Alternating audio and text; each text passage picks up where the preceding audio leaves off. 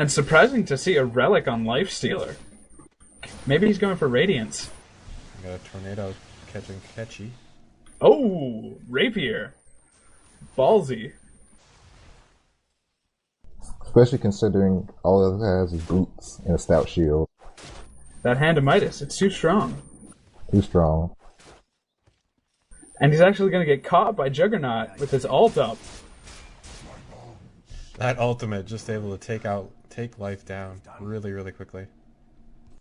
And not even 30 seconds after buying the rapier, loses it. So is Divine Rapier another one of the items that transfers on death? Oh, and Yeah. it is the only item, well, besides True Gem. Yeah. Gem of True Sight, I should say. And so now Juggernaut with a fat plus 300 damage. Not something you want on an early game carry when your carry has been dying a lot. Yeah, it seems like a critical mistake, but the kills are even, 9 and 9. Levels are in favor, I think, of the Dire even. Yeah, in fact, Radiant was ahead until they kept pushing that mid tower and then lost that big team fight. Haste. And it seems that Omni is upset about something.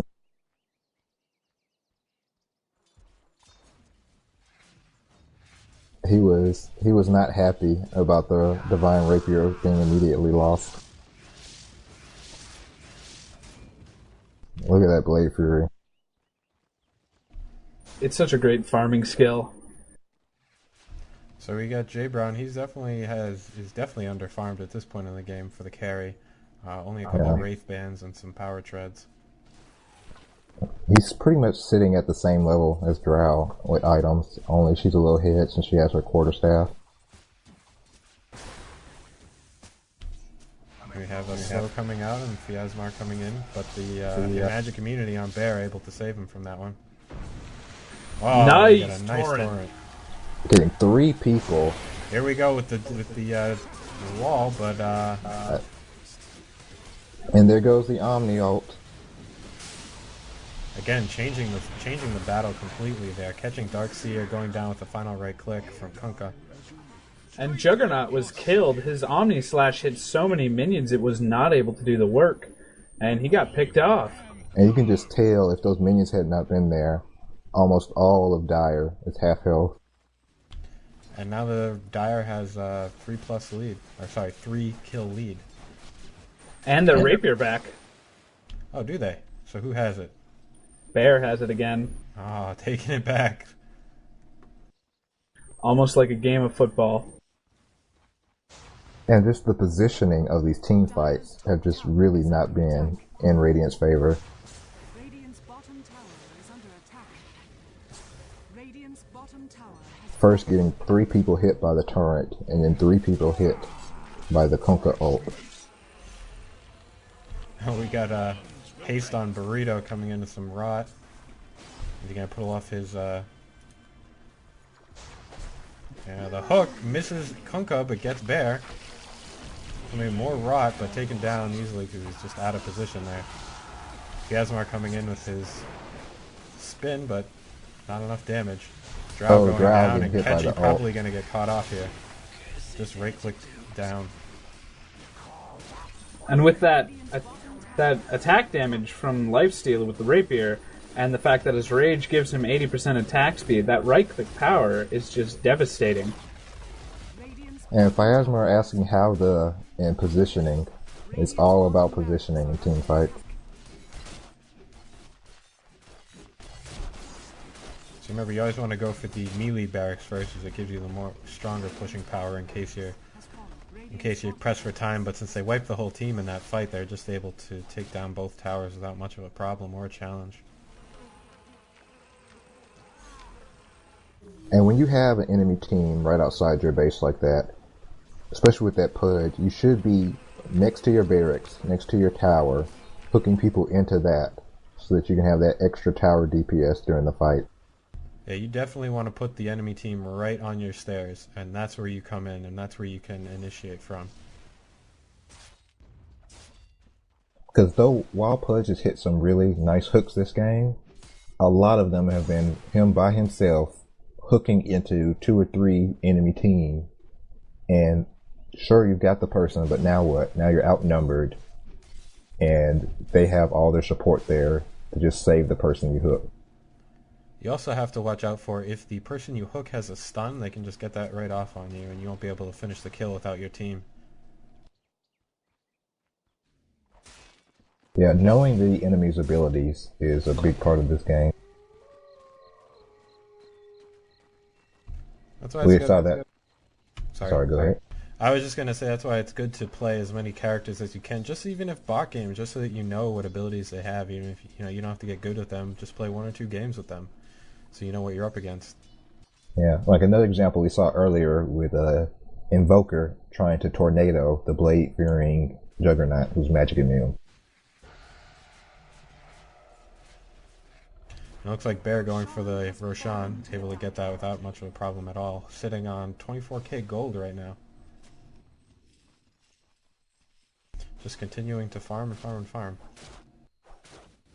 Well, I can't remember who said it, but I do remember one programmer saying, when you're ahead, get more ahead.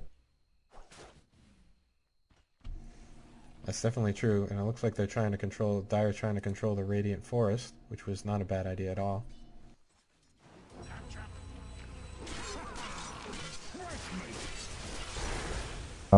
Viper going down again to a 4-man gank, 5-man gank actually looks like. Looks like they might get Omni as well, but popping that repel. Yeah, here we go. Trying to run away, is he gonna make it? Let's see what he's got. Still has his ultimate. Tornado coming out to stop the push. Catching them out of position again. Looks like they're going to be able to push them back. Pudge, hooking, Lifestealer. That's a dangerous, dangerous hook. Yes. If you are playing against a Lifestealer and you're a Pudge, know that Lifestealer does more damage the more health you have. And Pudge is all about getting nice, fat, and healthy. I played against, I tried to go up against a Lifestealer just with my friend, just playing like in a bot match as a pretty fed Dragon Knight, and I still wasn't able to take him down just because so much regen every time he hit me.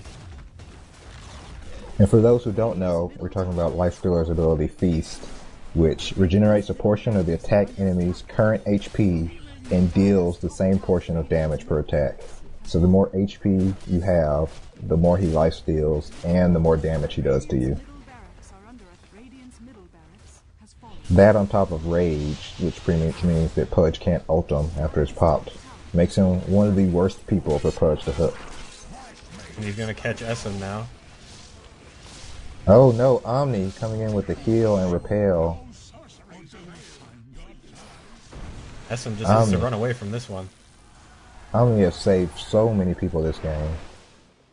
Omni's repel just does wonders against Juggernaut, because he was spinning there, and with repel, can't do any magic damage.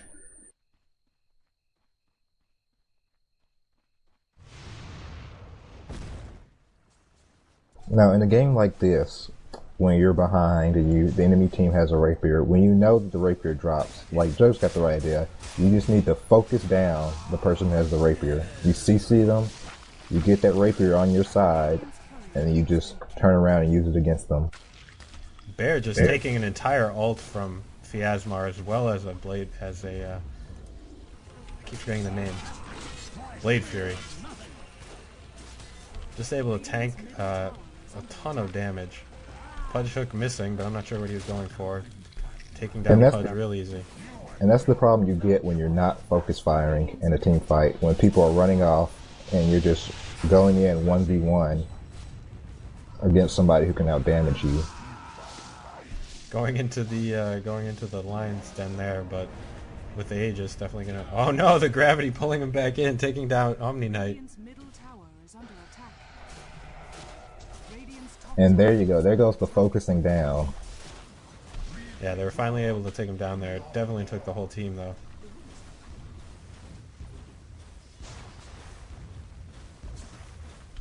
But it looks like they're gonna lose their towers here. They really need to do some protection.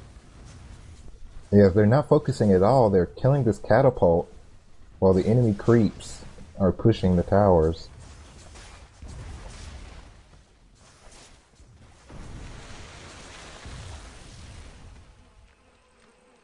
Really, in this case, you only need one person to defend. One person like Pudge or Juggernaut who can defend multiple areas, who have decent AoE damage to keep the creeps back.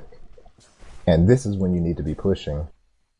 You can't just sit back when the other team has map control and let them dictate the pace of the game. This is definitely a hard place to come back from at our skill level. The dire side have so much power with two sets of barracks down. And this is something I don't agree with, is Juggernaut just denied the tower leading to the Ancient. And while I think you should do that on your outer towers, your Ancient cannot be attacked until those two towers are down. So the longer they are up, the better it is for you. So Juggernaut goes down because he tried to attack the entire team, but it definitely wasn't able to do a whole lot there. Well, his major problem there was that he Blade Furied, and while he Blade Furied, he can't auto-attack the enemies, and he doesn't get the benefit of that 300 damage from Rapier. I would say what you want to do is, if you can, in any situation, you want to do your right clicks and then chase. So get as many right clicks in first, and then use your Blade Fury or your stun, and just get that much more damage when they try to run away too. Well, the main purpose of Blade Fury when it hits late game is really just to make sure they can't nuke you down when they realize that you're still a threat. Because that magic immunity is rather huge. Yes, the magic immunity becomes much more important than the damage, and some people might not know this, but you can actually TP while Blade Furying.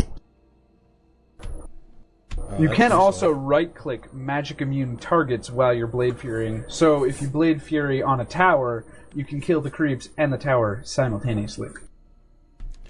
Alright guys, so that concludes our, fifth replay, commentated replay. It was a good game, I think. It was fun. It was a lot you can learn from it, I hope. So thank you guys for watching, and head over to dotanoobs.com if you want to play some of these games with us. Alright, Love is Dead, signing off.